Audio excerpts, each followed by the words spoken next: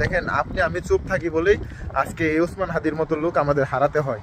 সে একজন সৎ মানুষ ছিল, সে দেশের জন্য ভালো কাজ করতো, কিন্তু আমরা তাকেই হারাইলাম। আর অসৎ লোক যেগুলো আছে তারাই কিন্তু ক্ষমতায় আইসা আপনার দেশটাকে পরিচালনা করে, যার কারণে আমাদের দেশের আয় উন্নতি বলতে কিছুই হয় না।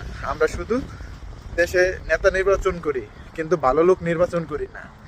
নেতা নির্বাচন করবো আমরা আমাদের আইনে চলবো। দেখেন, সবাই মিলে সংসদে যে আমরা কোনো কথা বলতে পারি না, একজন মানুষ আমাদের নির্বাচন করতে হয় যাতে আমাদের হয়ে কথা বলে।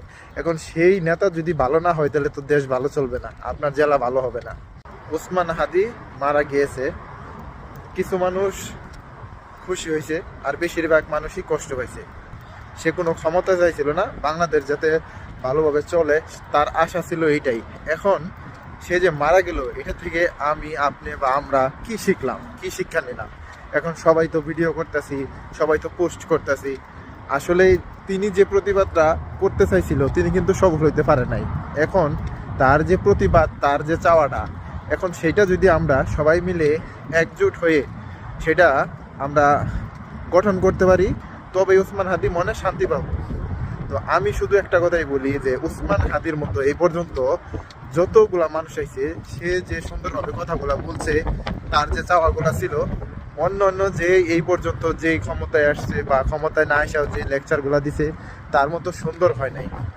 এখন এই ওসমান হাদি যেভাবে আমাদের দেশটাকে ভালো করতে চাইছিল, সে সফল হতে পারে নাই। আল্লাহ হয়তো চায় নাই, হয়তো বা ভবিষ্যতে সে পরিবর্তন হইতে পারে, তো যার কারণে আল্লাহ হয়তো তার কাছেই নিয়ে গেছে।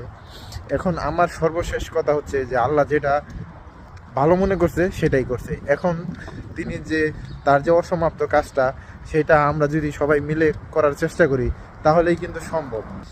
তো ভালো থাকেন, সুস্থ থাকেন। আমি শুধু এতটুকুই বলবো যে সবাই সবার জায়গা থেকে প্রতিবাদ করেন, সৎ থাকেন, সৎ মানুষকে নির্বাচন করেন এবং ভালো মানুষকে নিয়ে আমাদের দেশটা যাতে আয় উন্নতির দিকে যায় সেই চেষ্টা করেন।